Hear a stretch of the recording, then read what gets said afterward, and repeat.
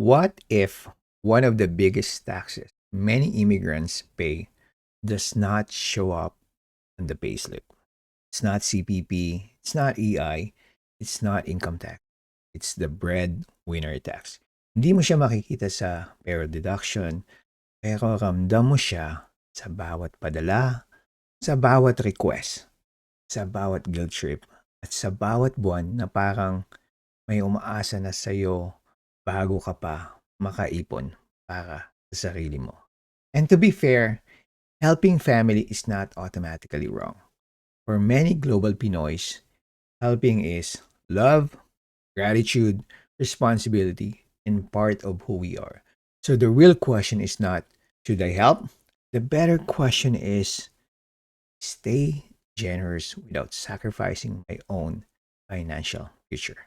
Because if helping people you love always leave you financially weaker, then maybe it's time for a more honest conversation. I started thinking about this because remittances are such a huge part of the Filipino story. The World Bank has continued to place the Philippines among the top remittance recipient countries in the world, with around 40 billion in remittance inflows. That numbers is impressive, but behind that number there is another story. Someone's overtime, someone's delayed savings, someone's postponed goal, someone's pressure, someone's quiet stress. And if you're abroad, whether in Canada, the US, Australia, the Middle East, Europe, or somewhere else, that pressure gets complicated. Because people back home often see dollars exchange rate. Abroad ka naman, malaki naman sweldo mo. But they don't always see the full cost of your life abroad. They don't always see your rent, your taxes, your groceries, your transportations, your debt, your childcare, your insurance, and the cost of trying to build stability in another country. So, right away, this topic is not really about generosity versus selfishness. It's about how to help without turning yourself into a permanent financial shock absorber for everyone else. Kasi in reality, hindi ka pwedeng laging magbuhos from an empty cup. So the core points. Point one, many breadwinners are not just helping. They are absorbing entire system. This is the first hard truth. A lot of immigrants are not just sending occasional help. They become the emergency fund, the tuition fund, the hospital fund, the bills fund, the rescue fund, and sometimes even the lifestyle fund. And that is a very different load. Helping once in a while is one thing, but becoming the default backup plan for multiple adults is something else entirely. That's where many breadwinners quietly get trained. Not because they don't love their family, but because the boundary between support and dependency becomes blurry. And once that happens, every paycheck arrives with invisible assignments already attached to it. Before you even ask, how much can I save? Someone else already has a plan for your money. That's the breadwinner tax. Point two, dollar thinking creates a dangerous illusion. This one hits hard for many people abroad because from the outside, $100, $200 can look huge in peso terms. So people naturally think, konti lang naman yan sa'yo. Dollars naman sweldo mo. Mabilis mo lang kitain yan. Abroad ka naman. But that's where the illusion starts. Because what people convert is the exchange rate, What they don't convert is your cost of living. They don't convert your rent, your transportation, your taxes, your groceries, your stress, your future savings gap. So the breadwinner ends up carrying two realities at the same time: foreign expenses with Philippine expectations. That mismatch is exhausting. Nakikita nila ang palitan ng pera. Hindi nila nakikita ang presyo ng buhay mo. And I think many immigrants stay quiet about this because they don't want to sound ungrateful. They don't want to say, mahirap din dito, because people might answer, at least nasa abroad ka. But both things can be true. Yes, abroad can give opportunity. Yes, abroad can still be expensive, stressful, and financially heavy. 1.3. Not all padala is the same. This part matters a lot because sometimes we talk about family support as if every request is morally equal, but it's not. There is a difference between true emergency help and recurring lifestyle support. There's a difference between helping someone survive and financing habits that never change because you keep cushioning the consequence. Some requests are medical, essential, survival based, temporary. Others are convenience, comfort, celebration, image, or avoidable spending that simply got outsourced to you. And this is where many breadwinners struggle emotionally. Because once love and guilt enter the conversation, everything starts feeling urgent. But not everything is actually urgent. Kapag lahat urgent, lahat priority, mauubos ka talaga. That's why structure matters. Not because you don't care, but because without structure, helping becomes endless. And when helping becomes endless, your own future becomes optional. So I think the part people miss is this: setting boundaries is not the opposite of love.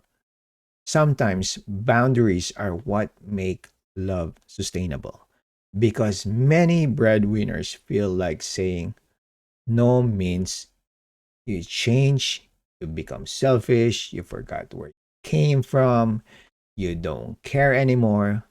But that's not always true. Sometimes saying no means I'm trying to survive too. I'm building something long term. I can help, not like this. I care, but I also need limits. And honestly, many immigrants carry silent shame around this. They know life is expensive where they are.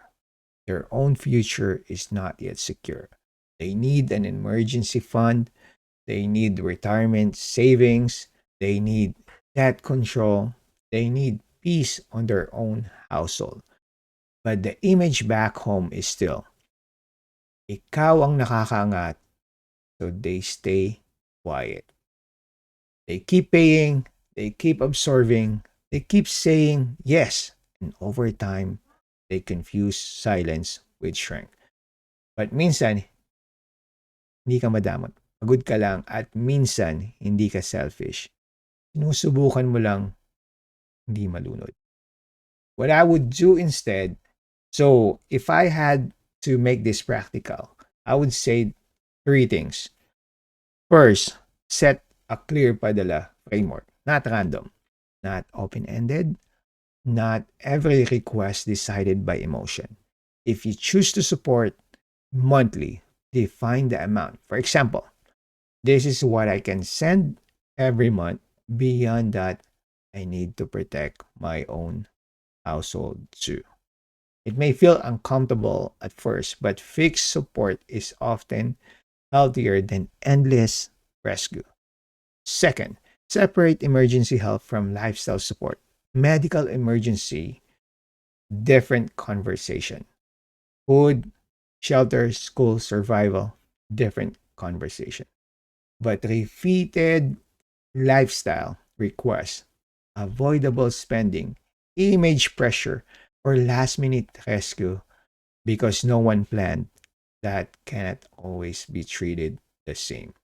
Because if everything is treated like an emergency, then your money will never have peace. Third, protect your own future first.